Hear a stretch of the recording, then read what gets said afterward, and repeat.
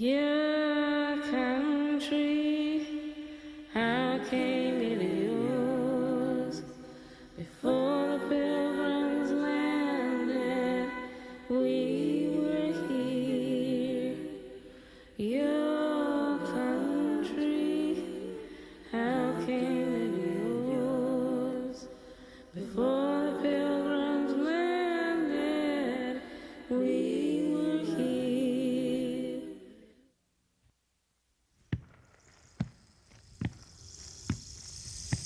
When you make men slaves, you deprive them of half their virtue. You set them, in your own conduct, an example of fraud and cruelty, and compel them to live with you in a state of war. Olaudah Equiano, enslaved African.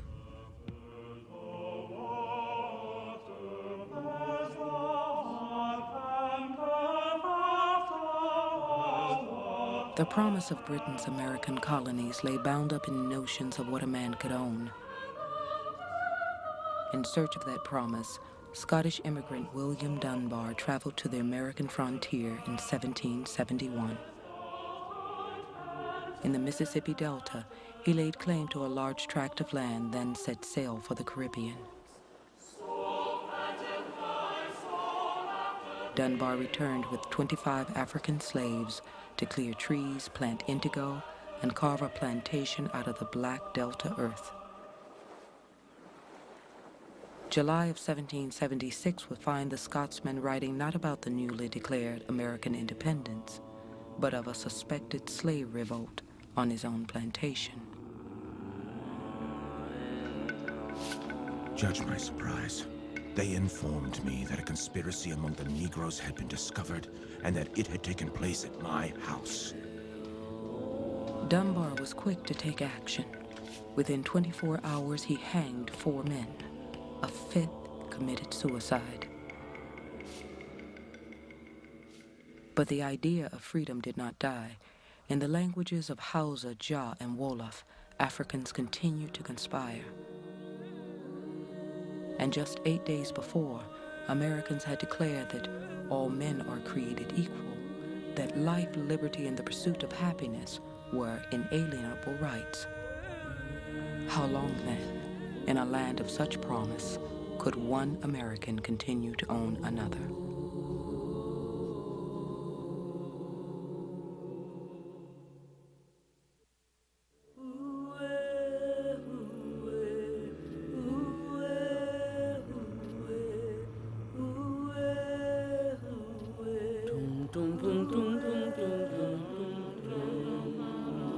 He was born in West Africa. He is buried in a small New England graveyard. On one side of the Atlantic Ocean, his name was Brotier. On the other, he was known as Venture Smith. He was brought to the colonies as a child. Prideful, headstrong, he was an individual of immense size and strength, a slave who was not easily controlled. Shrewd, relentless, he was one of thousands who would gain their freedom in the violent years that led to American independence. In his life is a story of America becoming. We were put on a vessel belonging to Rhode Island and told to appear to the best advantage for sail. On board, I was bought by one Robertson Mumford for 4 gallons of rum and a piece of calico cloth, and called Venture on account of him having purchased me with his own private venture. Thus, I came by my name, Venture Smith. Venture Smith was one of 86,000 people who traveled to North America in the 1730s. Nearly 41,000 were Africans, brought to the colonies as slaves. They were to be slaves for life, as were their children and their children's children. During those same years, 45,000 Europeans made the journey in search of opportunity. Most were poor. They paid for their passage with 5 to 7 years of unpaid labor in the colonies. It was a hard bargain, but people came. The American colonies develop as an area of opportunity. You were not confined by who your grandfather was, who your father was, what their trades were. You could become whatever it was you chose to be, whatever your talents allowed you to be. But that notion of opportunity is premised on an unconfined freedom that in fact does not exist for the entire population, that exists for only a part of the population. By the late 1730s, 1 out of every 6 people living in the colonies was a slave. While less than a quarter of the white population owned slaves, the African trade created an economy that gave rise to other flourishing industries in the North: shipbuilding, iron foundries, sawmills, rum distilleries, and sail making. And among the well-to-do families of the South, slave labor was a way of life that began at the cradle and ended at the grave.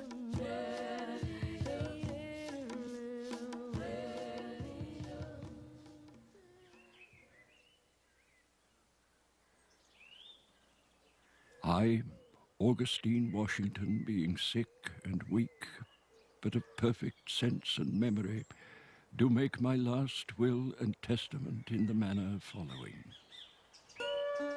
I give unto my son Lawrence Washington and his heirs forever all that plantation and tract of land at Huntington Creek, all the slaves, cattle, and stock of all kinds whatsoever. I give unto my daughter Betty a Negro child named Betty, daughter of Judy. I give unto my son George Washington and his heirs the land I now live on, which I purchased, and 10 Negro slaves. In the name of God, amen. Well, Washington, from the time he was 11 years old, owned human beings. And it's something that he grew up with, certainly.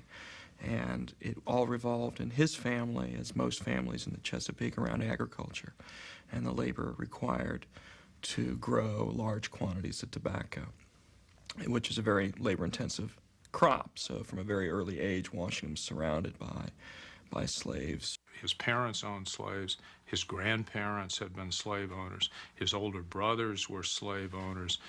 Slave owning was common in the northern neck of Virginia where Washington grew up. It was just an accustomed part of life.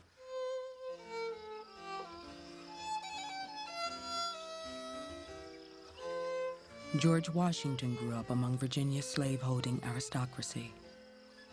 Though he was a fourth-generation American, he fashioned himself in the mold of an English gentleman with dancing lessons and fencing lessons. Like most wealthy Virginians, Washington looked to England for social custom, architecture, music, and taste. The book he studied most was Rules of Civility and Decent Behavior in Company and Conversation, a self-improvement manual compiled for 16th century noblemen. But 3,000 miles of ocean separated the colonies from Britain, and Americans were moving towards an identity that was all their own. Ambitious men like Washington's father had married into wealth, bought slaves, cleared the land, and farmed it for profit. Their sons would do the same.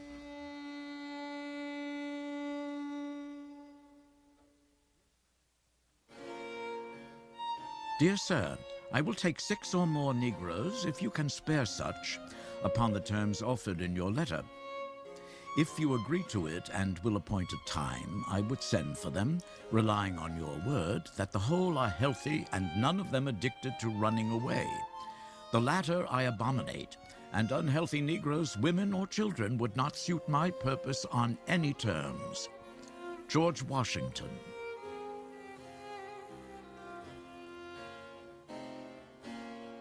In colonial America, the acquisition of land and slaves served as a crucial step towards power and influence. Only men of property held the right to vote. They were the statesmen, they were the magistrates. Wives and daughters were expected to live under the authority of a male head of household. It was a society in which everyone, free or unfree, was expected to know his place.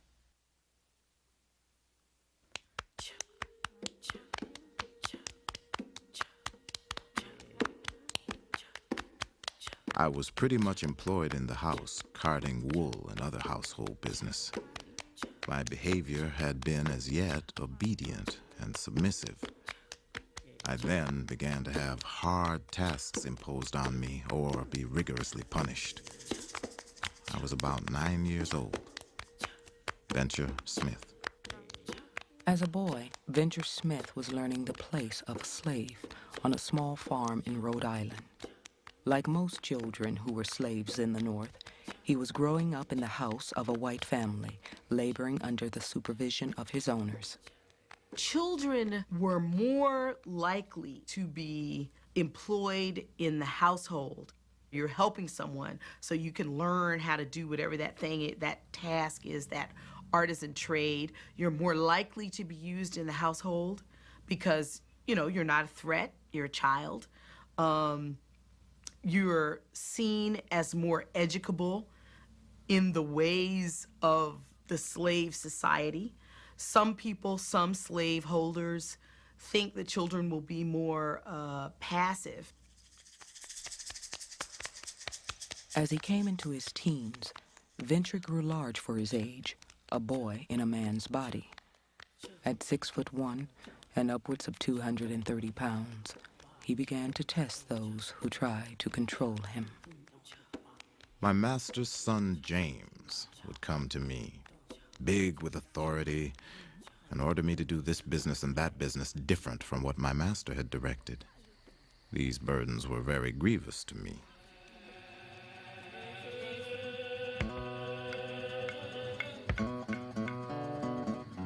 One particular day, I cast a deaf ear. He broke out into a great rage and went to lay me over the head with a pitchfork. I defended myself. Otherwise, he might have murdered me in his outrage.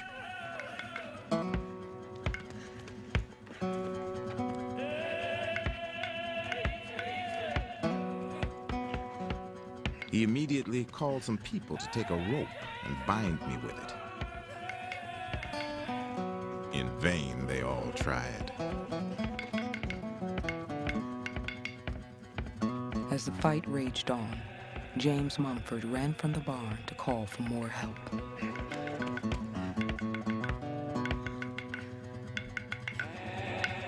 As I recovered my temper, I was bound and was carried before my young master that he might do what he pleased with me.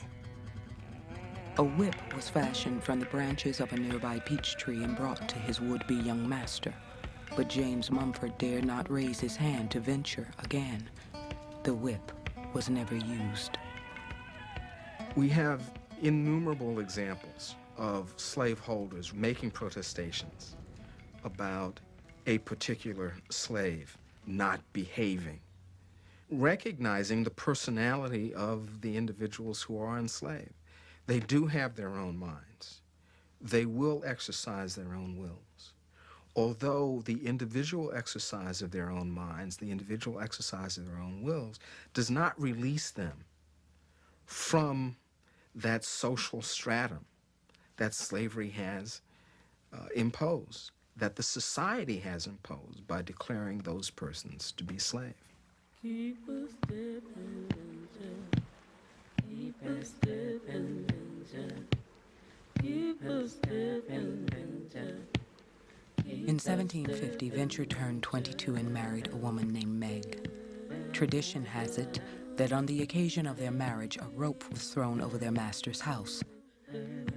Venture pulled at one end while Meg pulled at the other.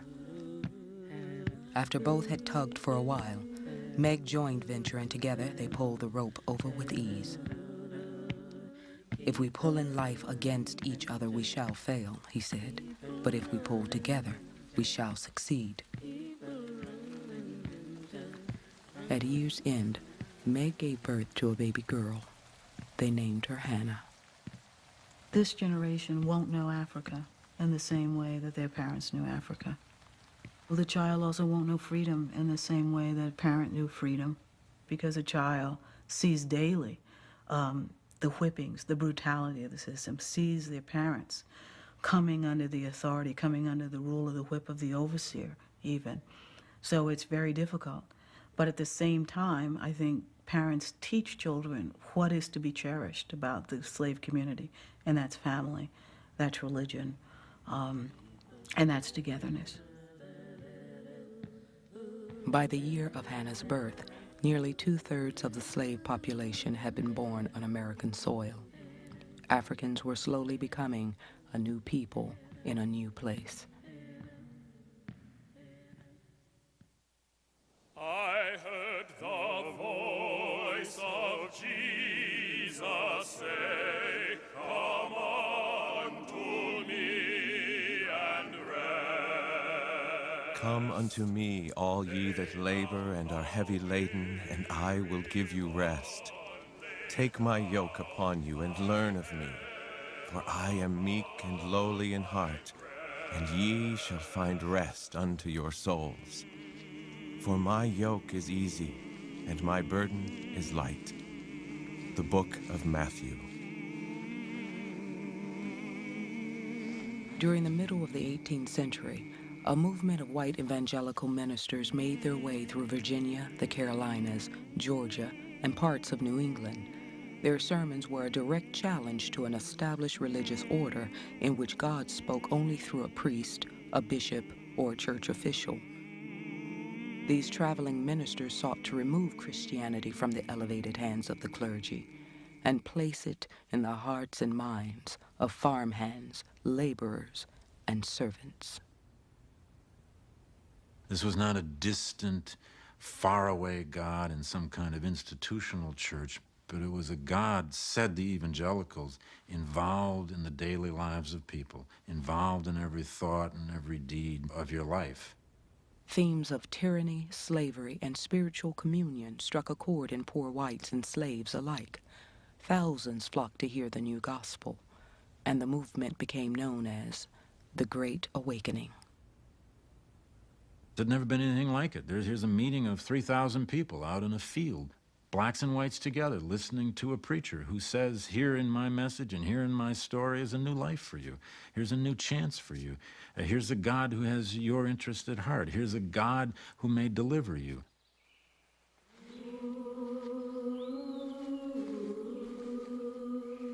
Though most black people in the colonies held on to traditional African beliefs that their parents had carried across the ocean, the Great Awakening produced a small group of black Christian ministers. These men fused Protestant Christianity with West African ritual to take a gospel of liberation to their fellow slaves. Over a period of years, their numbers would grow. I lived a bad life and had no serious thought about my soul.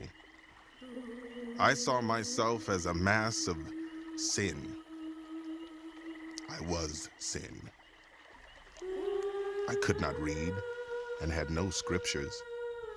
Then I heard Brother George Leal, a man of my own color, preach.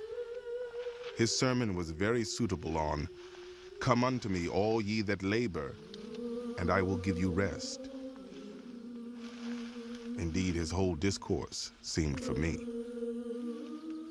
David George.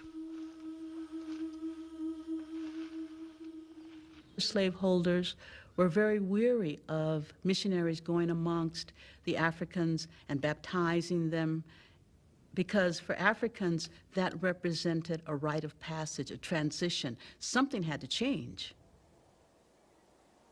The renowned Presbyterian minister Samuel Davies sought to calm slaveholders' anxieties by stating that there was never a good Christian yet who was a bad servant. But talk of natural rights and spiritual fellowship would charge people to step forward and question authority. One such confrontation occurred in 1752 in the kitchen of a small Rhode Island farmhouse. It was an argument between a white woman and her slaves.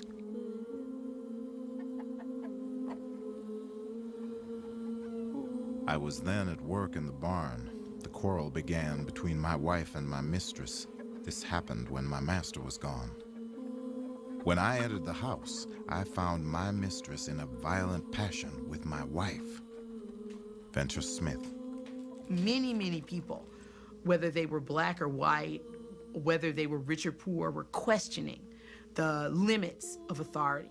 So Venture's wife is living during this era in which questioning is more possible than at some other times. What we see here is an argument between the mistress and a slave, and one might say, well, what could they be arguing about? Clearly, the mistress says, do so, and the slave meekly, humbly does so. Well, that was not the case. I earnestly requested my wife to beg pardon of her mistress for the sake of peace. But whilst I was thus saying, my mistress turned the blows which she was repeating on my wife to me.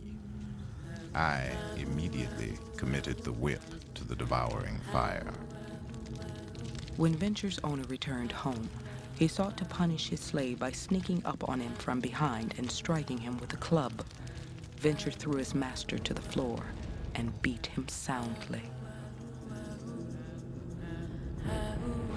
The town constable was summoned and Venture was taken to a blacksmith shop where he was fitted for a pair of iron shackles.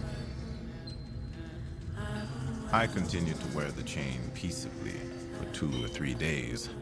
Not anyone said much to me, until one Hempstead miner of Stonington asked me if I would live with him and that in return he would give me a good chance to gain my freedom. I said that I would. Selling a slave off is a major form of control.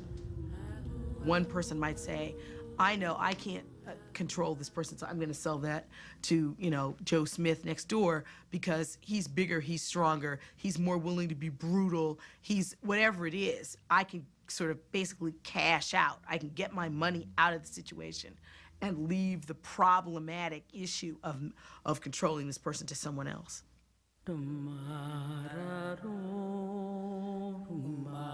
Despite his promise, Venture's new owner had no intention of ever granting him freedom.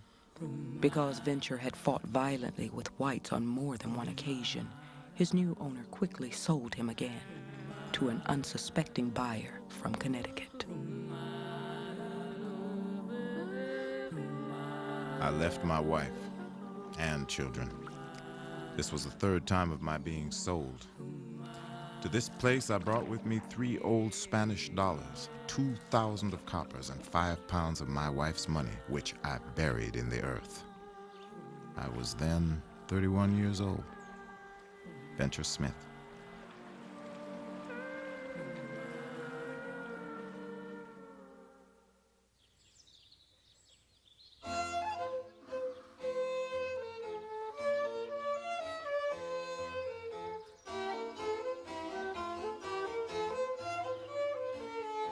A plantation with 70 slaves on it is esteemed as good property. When a man marries off his daughter, he never talks of the fortune and money, but 20 or 30 or 40 slaves. Royal Governor William Tryon.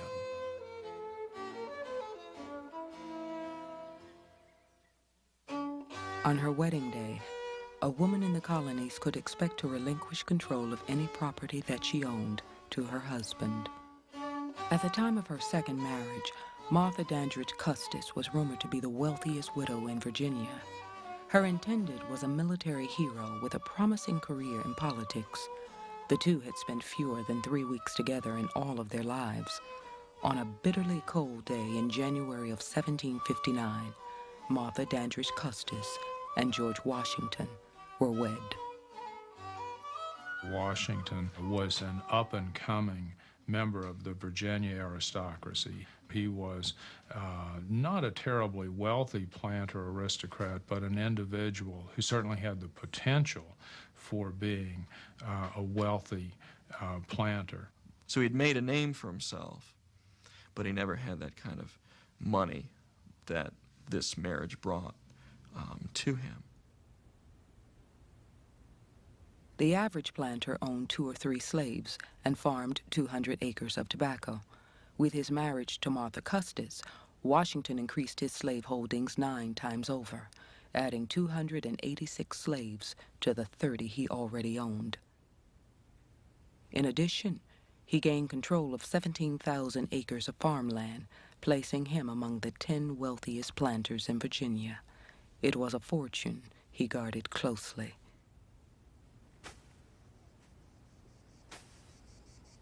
To clothe each adult slave, Washington spent less than $1 a year. Children often went naked. In the fall of 1759, Washington's slaves harvested his first tobacco crop. With great hopes, he shipped the goods to England. But Washington soon received bad news. His tobacco could not command a decent price on the British market. Within 2 years, he was deeply in debt. He was not alone. There was a growing pattern of debt throughout the British Empire, and within 10 years, its effects would help turn American colonists against their king.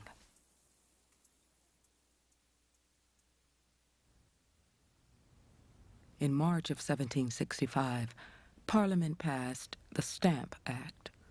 It was the first direct tax levied against the colonies. British politicians reasoned that Americans had grown prosperous under the king's protection. Now, it was time to pay the crown back. Colonists protested violently and refused to buy the government stamps. In New York, a howling mob attacked the British fort and forced the officer in charge to burn the stamped paper. In Boston, the stamp distributor was hanged in effigy. The houses of tax collectors were pillaged and destroyed. In Charleston, a city that was 60% black, white tradesmen took to the streets with the cry of "Liberty, liberty." Black men and women gathered publicly and began to shout "Liberty, liberty" themselves. Frightened city officials called for armed patrols throughout the province. If you're a black resident in Charleston, seeing the Sons of Liberty march down Broad Street with flags that say "Liberty, liberty" across them, and, you can identify with that, you can relate to that, you can see that as an opening through which you can push your desire for liberty as well. The year of the Stamp Act, Venture bought himself out of slavery. He paid his master 71 pounds and 2 shillings, the cost of roughly 4,000 acres of land. It was a rare achievement for a slave anywhere. In all of these narratives, Venture Smith's and other narratives that we have from this era and from later, the emotional, the psychological, the spiritual, the religious import of being free cannot be overstated.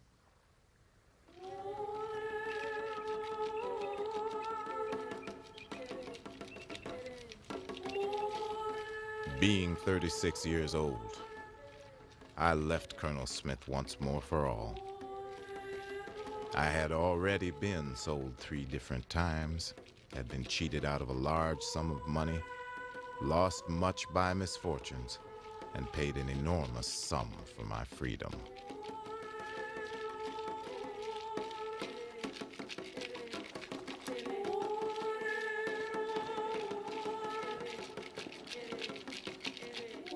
The coming of freedom was a moment so profound that the newly free often attributed their good fortune to divine intervention and committed their lives to Christ from that moment on. Emancipation was rebirth. Like many former slaves, Venture soon sought to free his family.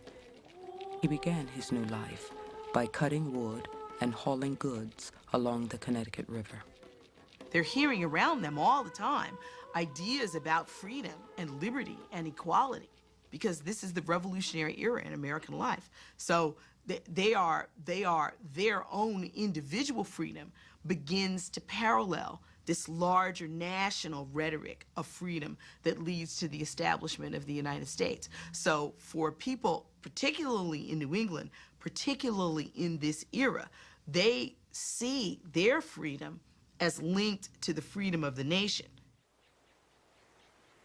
28 years after being brought to American shores, Venture was free. But by law, free Negroes could not walk the streets or travel the waters after 9 p.m. without a pass. Connecticut's black codes prohibited free Negroes from inviting a slave or an Indian into their homes. In Boston, a free black person could not even carry a stick or a cane unless they could prove that it was needed for actual support of the body. And there was always the threat of being kidnapped and sold into slavery. Venture had paid 71 pounds for his freedom, but it would cost him much more to keep it.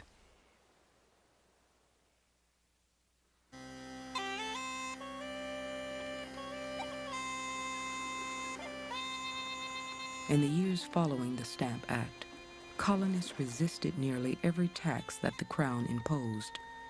In 1768, a British fleet dropped anchor in Boston Harbor. 4,000 troops came ashore to enforce English law. In March of 1770, occupying British troops shot and killed 5 men during a confrontation in the streets of Boston. The first to fall was a runaway slave named Crispus Attucks. A former dock worker who was known for not being afraid of a fight, Attucks was shot twice through the chest and died on the spot. Samuel Adams, a savvy pamphleteer, seized upon the killings to turn his fellow colonists against the Crown. Throughout the colonies, March 5th, 1770 came to be known as the Boston Massacre. These men became instant martyrs in the revolutionary movement. These people were eulogized year after year on the anniversary, and the terms in which they were utilized became more and more sympathetic to them. These were noble men, it came out. They were fathers and sons. Not one of them was married. They were all bachelors. They had no children, but all of the orphans that were left from them, this became a cause célèbre. I speak it with grief. I speak it with anguish. Britons are our oppressors. I speak it with shame. I speak it with indignation. We are slaves. Josiah Quincy, Boston, Massachusetts. Quite naturally, the real slaves are going to pick up on this.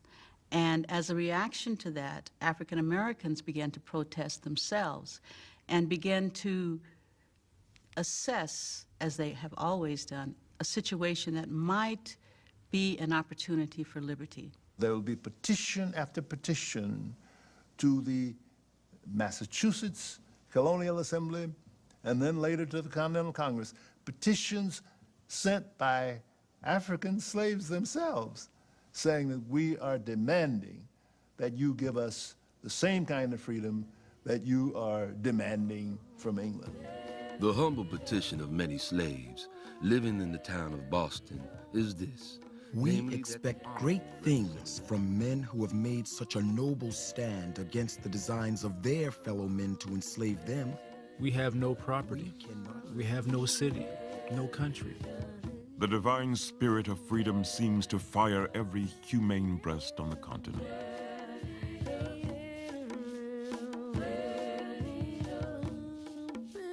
In 1772, a British judge ruled that slavery was illegal on England's home soil. It was a decision that granted immediate freedom to more than 14,000 people. Though the ruling did not apply to the British colonies, it was a spark of hope for Black Americans. Word of that court decision filters very quickly to North America. And we have runaway ads in the Virginia Gazette saying, "My slave disappeared last week. heading for the coast, hoping to get on a ship to England where he can establish his freedom. That's how far word had spread. The following year, a London publisher released a book by a 20-year-old American poet named Phyllis Wheatley. She had been born in Africa and abducted into slavery during her childhood. She was purchased as a house servant by a Boston family who taught her to read and write while introducing her to the Bible. Phyllis learned English quickly and soon advanced to Latin and Greek. Her owners took great pride in her. They spoke of their Phyllis as if she were one of the family, and they invited the leading intellectuals of Boston to come and meet this most unusual slave. It can be very confusing, talking about human beings, the humor, the acts of kindness that we know slaves had for particular owners, and we know that particular owners had for groups of slaves. What's most important, however, is the big picture. Did ever any of those acts or instances of kindness change the thinking of a slave to make him or her accept their collective bondage and enslavement? Should you, my lord, while you pursue my song, wonder from whence my love of freedom sprung? Whence flow these wishes for the common good, by feeling hearts alone best understood? I, young in life, by seeming cruel fate, was snatched from Afric's fancy happy seat. What pain excruciating must molest, what sorrows labor in my parents' breast. Steeled was that soul, and by no misery moved, that from a father seized his babe beloved. Such was my case. And can I then but pray others may never feel tyrannic sway? The publication of her book made Wheatley a literary sensation, but it did not make her free. On the eve of the American Revolution, she was one of 500,000 slaves living in the colonies.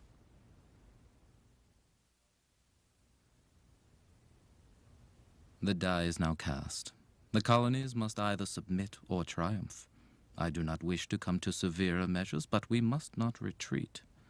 King George III to Lord North, September 1774. On April 19, 1775, a decade of tension between Crown and colonies erupted into full-scale warfare 20 miles from Boston. That day, 9 black New Englanders fought alongside their white neighbors to stop an advancing column of British troops. In the town of Lexington, a small band of militiamen faced a hail of British bullets, leaving 8 colonists dead. The news traveled quickly. At the town of Concord, Americans stopped the British advance. And on the road back to Boston, nearly 2,000 Americans ambushed the British soldiers. Hundreds were killed and wounded, and the American Revolution had begun. The colonists still looked upon themselves as colonists, as Englishmen who lived in America.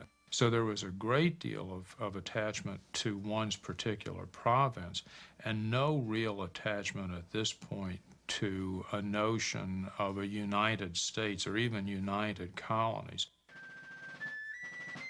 In June of 1775, colonial leaders named George Washington to command the army that was rapidly forming on the outskirts of Boston. As a Virginian, it was hoped that he would inspire Southerners to fight in a New England war. As a rich man, it was thought that his willingness to risk life and limb might serve as an example to others. Washington guessed that the conflict would be short, 6 months at the most. Colonial leaders wanted to secure their rights as Englishmen, but they had no intention of leaving the British Empire.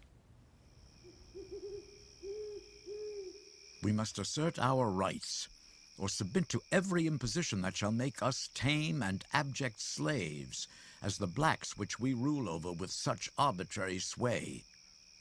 George Washington. As Washington inspected his troops, he was surprised to find that slaves and free black men had mustered in among the white American soldiers outside of Boston. Within weeks after taking command, Washington ruled against recruiting slaves under any conditions. On the subject of free black soldiers, he was undecided. Washington was also a politician as well as a general, and he felt that the sight of former slaves or of African Americans bearing arms might have an adverse effect in deep southern states. George Washington and his Council of War did not want blacks in the war, perhaps because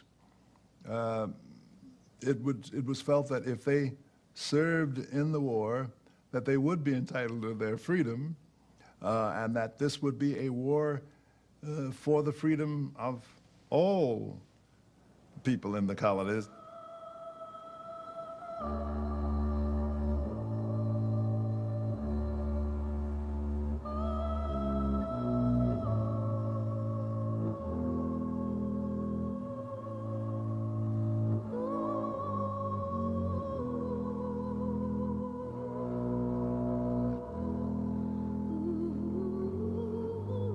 In every human breast, God has implanted a principle which we call love of freedom. It is impatient of oppression and pants for deliverance. I will assert that the same principle lives in us.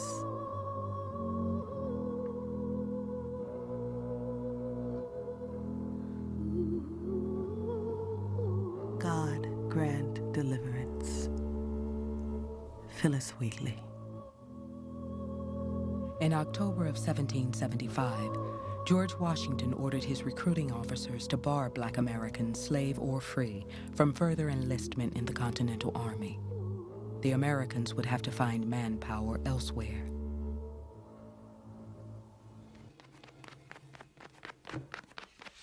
Quietly, the British governor of Virginia put a plan in motion to strike fear in the hearts of American sympathizers.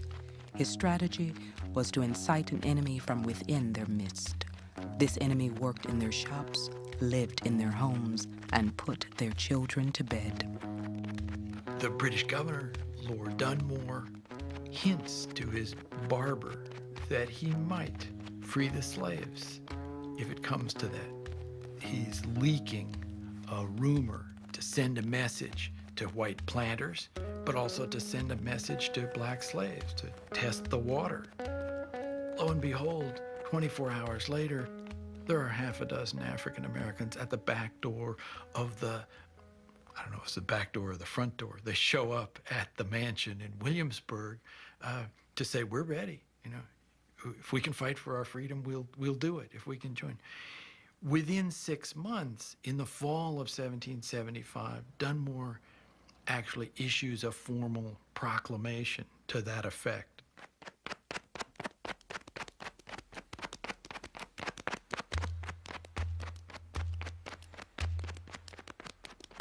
And I hereby declare all indented servants and Negroes free that are able and willing to bear arms, joining His Majesty's troops as soon as may be, for speedily reducing the colony to a proper sense of their duty to His Majesty's crown. Lord Dunmore, Royal Governor of Virginia.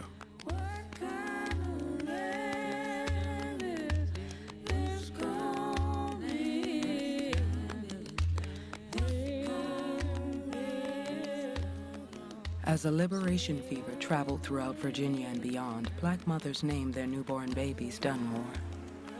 As far away as Philadelphia, a newspaper reported the story of a black man who refused to step off the sidewalk for a white woman, shouting, "Wait till Lord Dunmore and his black regiment come." Slaves in the colonies, it seemed, would soon have their day. Hell itself could not have vomited anything more black, than his design of emancipating all slaves. We know not how far the contagion may spread. The flame runs like wildfire through the slaves. I know not where these troubles may lead us. The Morning Chronicle, 1776.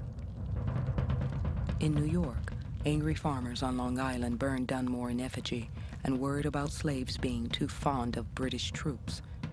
In the face of Dunmore's proclamation, Southerners who had been loyal to the Crown became American patriots overnight. The Virginia Gazette urged slaves to cling to their kind masters, citing the fact that Dunmore himself was a slaveholder. Obviously, Dunmore's proclamation raises the ante for everybody. It creates the possibility of a serious slave uprising for freedom.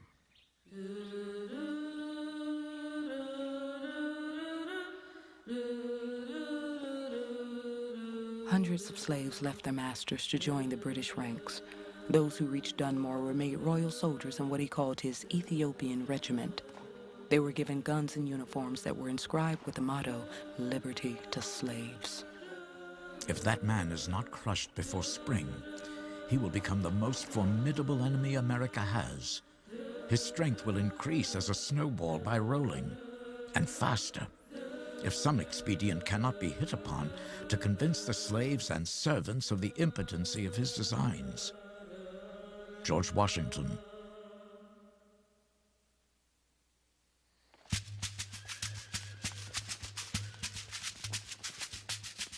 Across the colonies, restrictions were tightened on meetings of servants, slaves, and free blacks.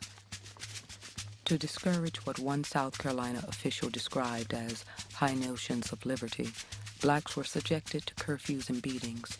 Some were murdered to serve as public examples. Yet accounts circulated of slaves stealing their masters' horses and riding to late-night meetings.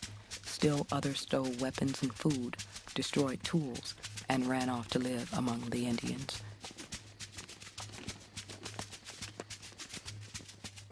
African Americans don't sit idly by while the whites are murdering and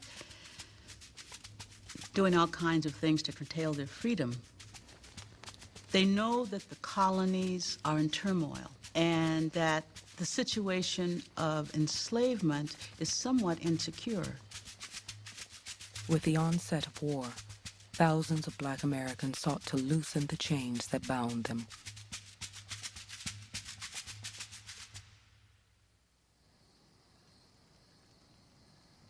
When the American War was coming on, the ministers were not allowed to come amongst us lest they should furnish us with too much knowledge. I used to go to the little white children to teach me ABC. The reading ran in my mind that I think I learned in my sleep as readily as when I was awake. I can now read the Bible, so what I have in my heart, I can see again in the scriptures. I went to the swamp and poured my heart out before the Lord. I then came back to Brother Leal and told him my case. It gave me great relief, and I went home with a desire for nothing else but to talk to the brothers and sisters about the Lord. David George.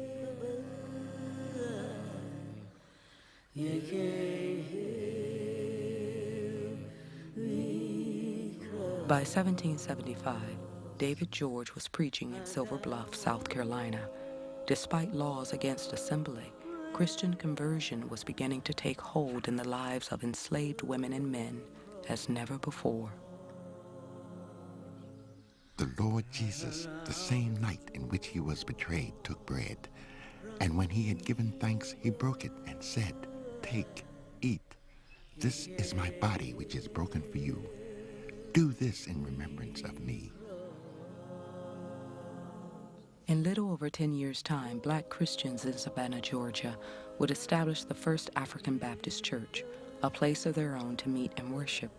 It was the first black Baptist church in America. Many among them were the daughters and sons of those who had come from Africa. Most of their parents had rejected Christianity, but they would choose differently. They can relate to Daniel in the lion's den. They can relate to Moses and this crossing the river into a promised land, because in their own experience of life, they are in a wilderness and in this bondage, and life, liberty, joy are within reach.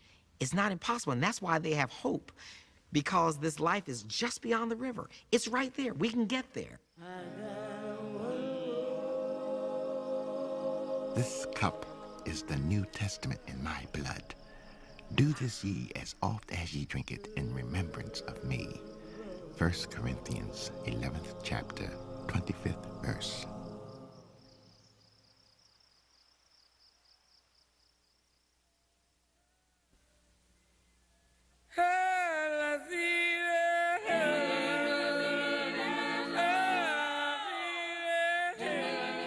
On April 6, 1776, the Continental Congress called for a wartime halt to the slave trade. Their motives were largely economic, but the political implications were clear. If this were to be a war for the rights of man, the slave trade should play no part. I wish most sincerely there was not a slave in the province. It has always seemed to me a most iniquitous scheme to fight ourselves for what we are daily robbing and plundering from those who have as good a right to freedom as we. Abigail Adams. The events of a decade had caused a number of white Americans to speak out against oppression of any kind. As colonists dug in to fight their war for liberty, moral indignation against slavery soared. Lush, ye trifling patriots, ye pretended votaries for freedom.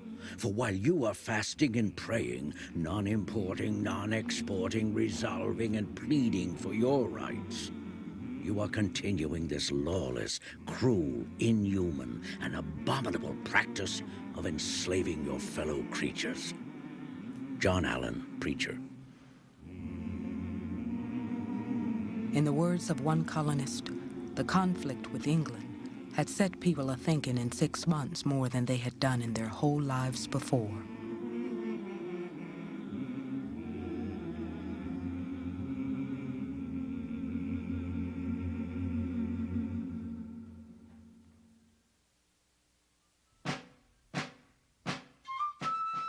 When, in the course of human events, it becomes necessary for one people to dissolve the political bonds which have connected them with On July 4th of 1776, the colonies published a formal declaration of their independence from Britain.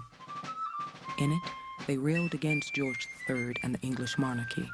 They stated a belief that government should represent the people and not a king.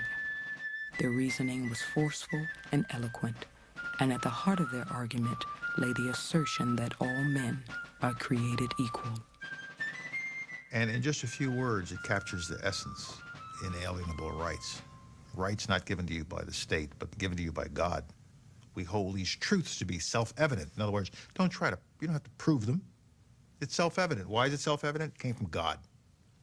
They're inalienable. Government secures them.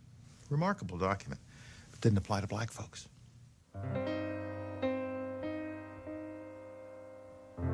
The principal author was a 33-year-old Virginian named Thomas Jefferson. He was a wealthy aristocrat who possessed a tireless intellect. As a student of politics, Jefferson sought to define a distinctly American view of freedom. He borrowed from ancient Greek democracy, Roman republicanism, and English doctrines of individual rights to shape what would become this new American ideal. Yet, at the time he wrote the Declaration, Thomas Jefferson held title to 202 human beings as his own personal property. While he wrote the very words, "All men are created equal," a slave named Bob Hemmings waited nearby to attend to Jefferson's every need. Thomas Jefferson kept slaves. But Thomas Jefferson nevertheless wrote those marvelous words, and he understood the inconsistency of this all, because he also wrote sometime later to a friend, if there is a just God, we're going to pay for this. With his pen, Jefferson helped create the intellectual foundation of American liberty. Through his slave dealings, he would violate those principles almost every day of his life. Many people would write Jefferson during his lifetime asking him what he meant by all men are created equal. And I don't think he ever gave a very satisfactory explanation to it. But what really mattered, I think, was what other people thought.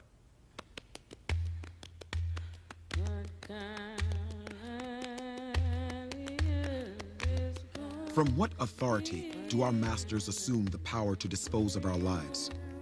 Freedom is the inherent right of the human species.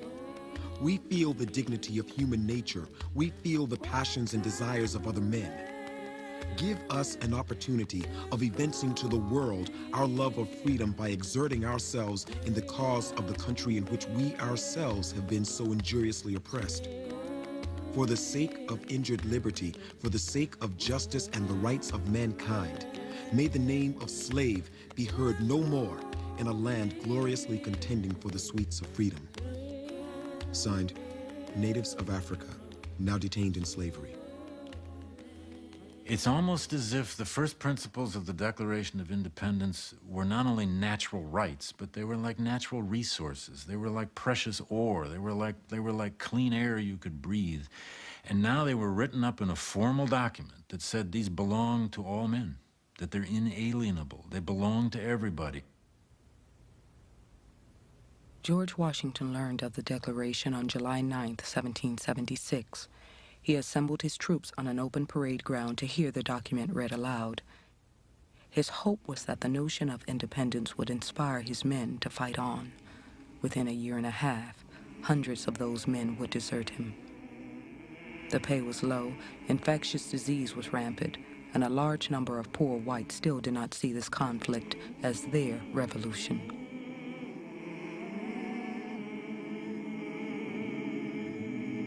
At the end of 1777, George Washington went to his winter camp at Valley Forge with 23,000 men. By March, only 18,000 remained. In early 1778, a reluctant but desperate Washington endorsed a plan to raise a regiment of free blacks and slaves in Rhode Island. Congress approved. For slaves, freedom was the prize. Across the former colonies, slaves would come ready to bear arms in exchange for their freedom. Many changed their names to reflect their aspirations. Pomp Liberty, Dick Freedom, Jupiter Free, Jeffrey Liberty. In all, some 5,000 black soldiers would serve alongside whites in America's Army and Navy. For a slave to suddenly be promised freedom, you would be given a uniform, you would be given rations, you would be reasonably well fed and well cared for, and you would be part of something greater than a plantation existence. You were part of a national effort. And so it was uplifting in so many ways. It took you out of this horrible situation you were in. It put you at a different level of abstraction. It gave you a purpose in life. You're serving something. That something was a nation that might not be serving you in the proper way, but nevertheless, you can make a contribution to the future. My wife and children were yet in bondage to Mr. Thomas Stanton. I pursued various methods to redeem my family. In 4 years, I cut several thousand cords of wood, I raised watermelons, and performed many other singular labors. Venture Smith. In the years after his emancipation, Venture and Meg Smith pooled any money they could earn towards the freedom of their children. I shunned all kinds of luxuries. I bought nothing that I absolutely did not want. At 40 years of age, I purchased Solomon and Cuff, 2 sons of mine for $200 each. The rest of my money I laid out in land. At a time when a free black person could expect little protection under the law, Venture sought to undergird his freedom with land and laborers. Here in Connecticut, he built the foundation for his family's home. But before he freed his wife, before he freed his daughter, Venture entered into a bargain with the first of several slaves. I bought a Negro man for no other reason than to oblige him and gave 60 pounds for him. But a short time after, he ran away from me, and I lost all that I gave for him except for the 20 pounds he paid me previous to his absconding. Venture Smith. In seeking to acquire more labor, he purchases slaves. He attests to treating them very well, and then also attests to surprise when they get up and leave him seeking their own freedom.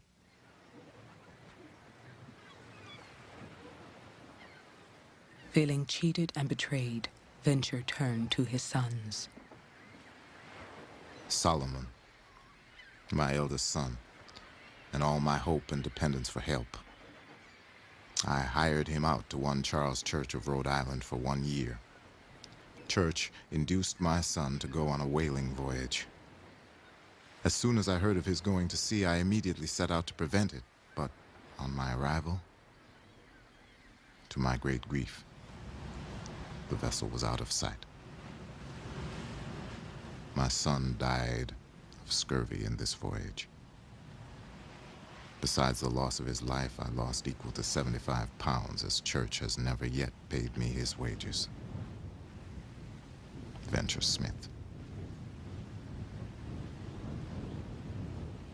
With the death of Solomon, Venture worked to free his wife. I purchased my wife, and thereby prevented having another child to buy, as she was then pregnant. I gave 40 pounds for her. Soon after her emancipation, Meg Smith gave birth to their 4th child, a boy. This baby marked a new beginning for Venture and Meg. This baby was free. In a gesture of remembrance, they named him Solomon, after the son they had lost at sea.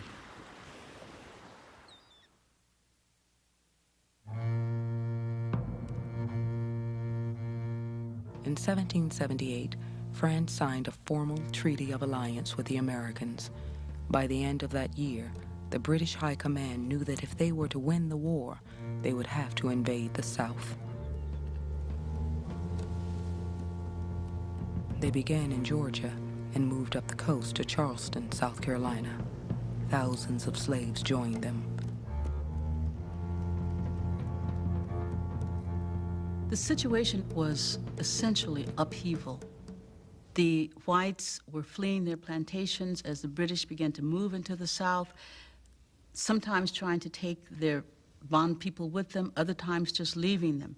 When they left them, many of the African Americans took over the plantation homes, looted them, took all kinds of clothing. So there was a tremendous amount of elation. There was also the question of where were they going? How this day is going to end. Those who ran into the woods risked everything. Capture by the Americans meant certain punishment, even death. And the way to the British was not clear. But they gathered their children, their parents, and their courage. It was a chance at a new life. I determined to go to Charlestown and throw myself into the hands of the English. They received me readily, and I began to feel the happiness of liberty, of which I knew nothing before, although I was most grieved to be obliged to leave my friends and remain among strangers. Boston King, Charlestown, South Carolina. A modern conception of war does not begin to understand what was happening in this war with this large train of Africans, of all different descriptions and all kinds of transportation following the British. The idea that the British are a safe haven is in and of itself problematic. The British are deeply implicated in the slave trade. Slavery at the time of the Revolution, slavery is still legal in the British colonies. So the idea that one would be safer being with the British than being with the Americans is not necessarily clear. While serving with the British, thousands of fugitive slaves contracted smallpox. British policy was that the sick be taken away from camp, where untold numbers perished. Nevertheless, in South Carolina, more than 20,000 people risked life and limb to reach the British lines.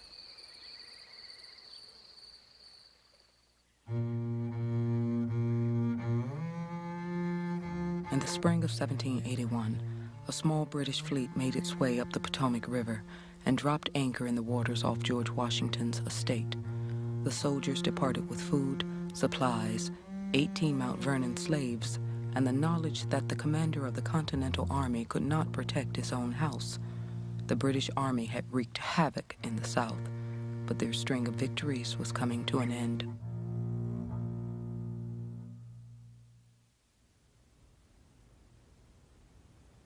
For most of the war, George Washington and his generals had waited for the moment when a major offensive might cripple the British Army and change American fortunes for good. That moment came in the fall of 1781 at a small Virginia tobacco port, Yorktown.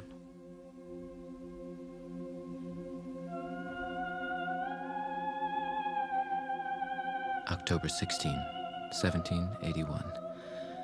Today there was stupendous cannonading on both sides. During these 24 hours, 3,600 shots were counted from the enemy, which they fired at the town, our line, and the ships in the harbor. The bombs hit many inhabitants and Negroes of the city. One saw men lying nearly everywhere whose heads, arms, and legs had been shot off. Johann Conrad Dula, soldier with the British forces, Yorktown, Virginia. At Yorktown, the Americans were joined by a French naval fleet from the West Indies and several detachments from the French army. For days, warships bombarded the British army with constant cannon fire. As food and medical supplies began to run low in the British ranks, hundreds of black refugees were driven from their camp. Half-starved men and women hid in the woods, caught between the winning and losing armies. We had used them to good advantage and set them free, and now with fear and trembling, they had to face the reward of their cruel masters. Johann Ewald, soldier with the British forces, Yorktown, Virginia.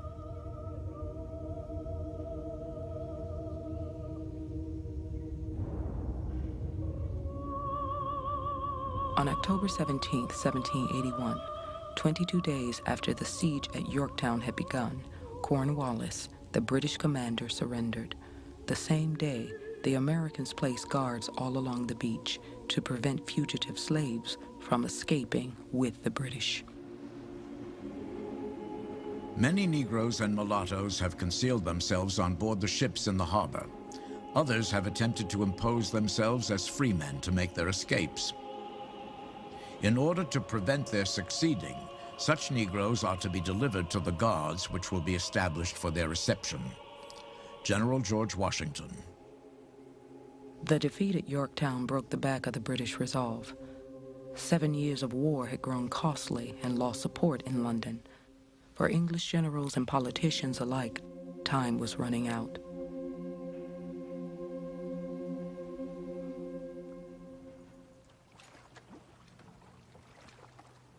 For more than a year, as the British retreated across the South, escaped slaves followed the ground forces and crowded into seaports. There, they fought to gain passage on ships bound for the British headquarters in New York City. Peace was restored between America and Great Britain, which diffused universal joy among all parties except us. A report prevailed that all the slaves, 2,000 in number, were to be delivered up to their masters. This dreadful rumor filled us with inexpressible anguish and terror. We saw our old masters coming from Virginia, North Carolina, and other parts, and seizing upon their former slaves in the streets of New York, or even dragging them out of their beds. For days, we lost our appetite for food, and sleep departed from our eyes. Boston King, fugitive slave. Imagine the situation you have in New York City at the end of the American Revolution. Thousands of African Americans who have made their choice to join the British, have watched the British fail to win the war, have realized they've bet on the wrong side, and find themselves huddled with these defeated British forces in Manhattan. The British are about to depart. They're going to take many of these people with them. Who's going to go? Who's going to stay? In 8 years' time, as many as 100,000 slaves had escaped bondage. In New York, English officials compiled a Book of Negroes, an inventory of every woman, man, and child in the city who could prove the length of their time with the British. 3,000 names are recorded in all. 6,000 former slaves boarded British ships in Charleston. Another 4,000 gained passage at the port of Savannah. Thousands went to Spanish Florida. Others sailed to the West Indies. The women and men who left from New York elected to settle in Nova Scotia, where they were promised freedom and a farm by British officials. It was not to be. Within 4 years, people were starving. Many thousands of African Americans who aided the British lost their freedom anyway. Many of them ended up in slavery in the Caribbean. Others, when they attempted to leave with the British in places like Charleston and Savannah, were prevented.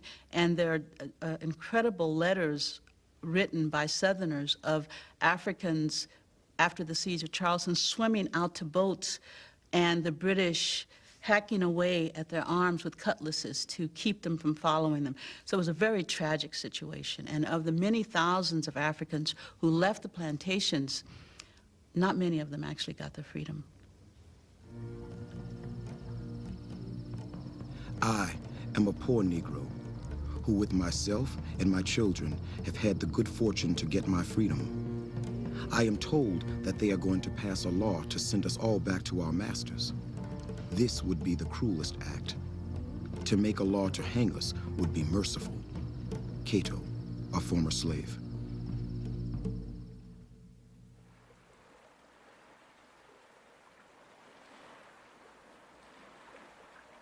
The years following the war were times of unrest and uncertainty. Slave owners in the Deep South sought to recover wartime losses by importing African slaves at an ever-increasing rate. Angry war veterans protested in public for moratoriums on their debts and equal distribution of the land. Individual states took up arms against each other in border disputes, and there was constant speculation about splitting the new nation up into 13 separate countries. In 1787, representatives from 12 of the 13 states met in Philadelphia, Pennsylvania, for a constitutional convention. They were there to restore order to a nation in turmoil. George Washington was summoned from his Virginia plantation to preside over the convention. By the end of the Revolution, Washington is the revolution to a lot of people. He has an enormous amount of pride in the revolution and knows that it is far from being complete, knows from his study of history that very easily a counter-revolution could take place and they would lose all they had fought for.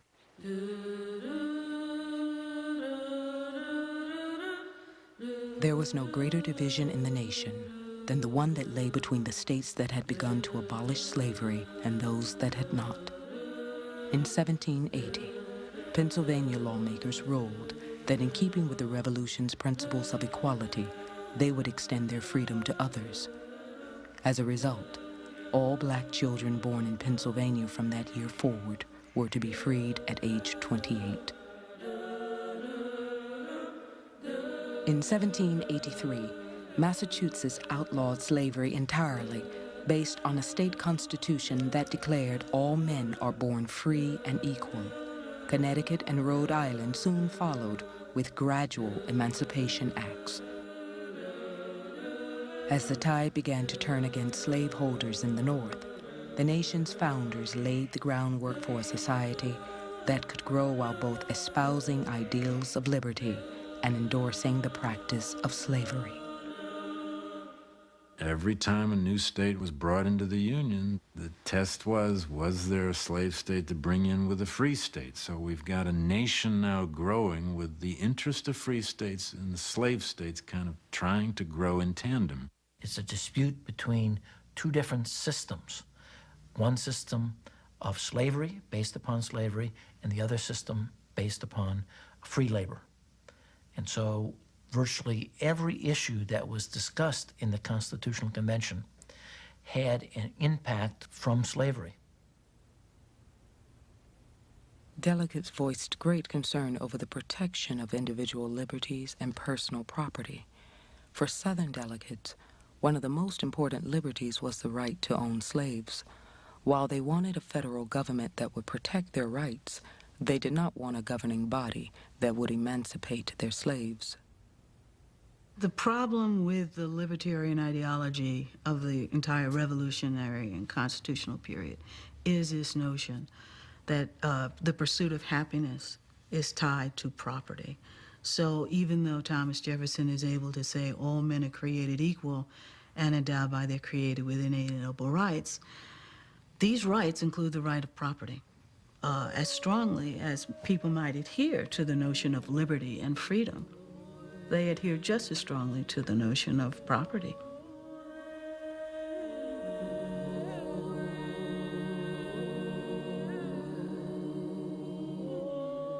In the course of 6 months, the 55 delegates drafted the foundation of American law and government.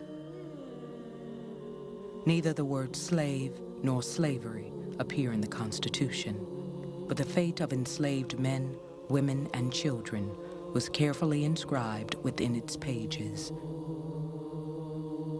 The U.S. Constitution prevented Congress from voting to end the African slave trade for a minimum of 20 years. Free states were required by law to return fugitives to the slave states, and slave states were permitted to count 3/5 of their slave population in determining the number of representatives they would send to Congress. Slaveholders won an enormous political victory. Owning slaves would be part of the American freedom, and in the process, a union was forged.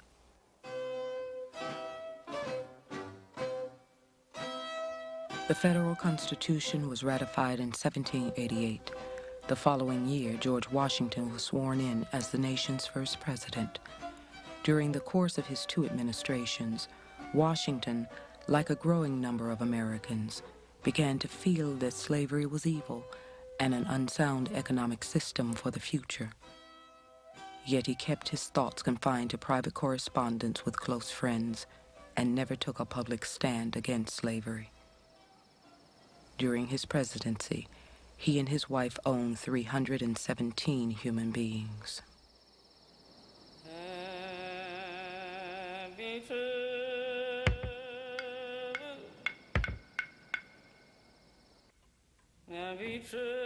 Upon the decease of my wife, it is my will and desire that all the slaves which I hold in my own right shall receive their freedom. In his final will, George Washington stipulated that upon his wife's death, the 125 slaves that he owned outright would be free. His wife's slaves would be parceled out to her heirs according to the terms of her will.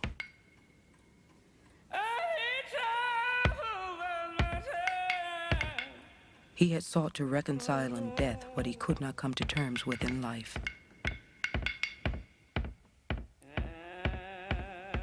On a cold December night in 1799, George Washington died.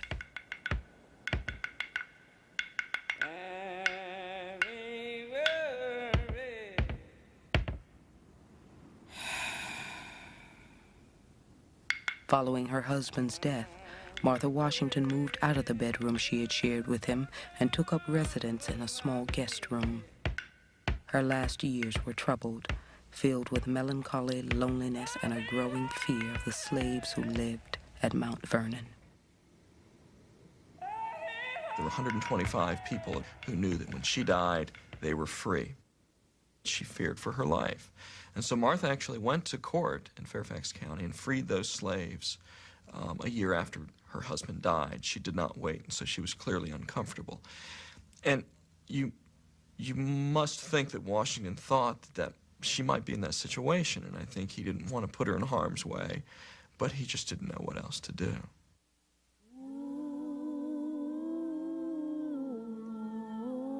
I am bowed down with age and hardship.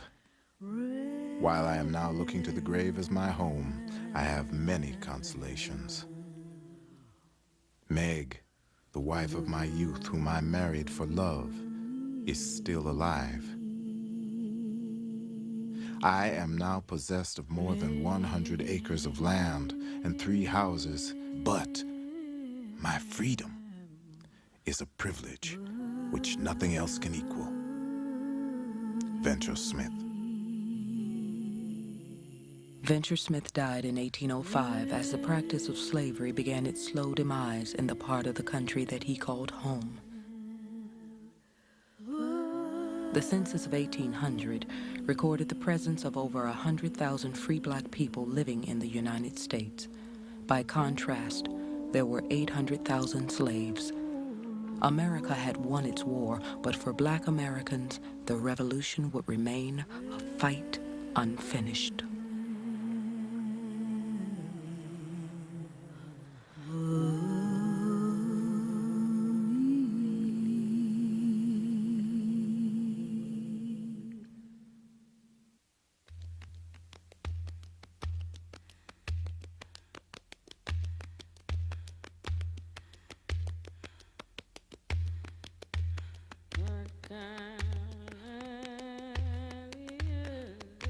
To learn more about Africans in America and to see the teacher's guide for the series, visit the Africans in America website at www.pbs.org.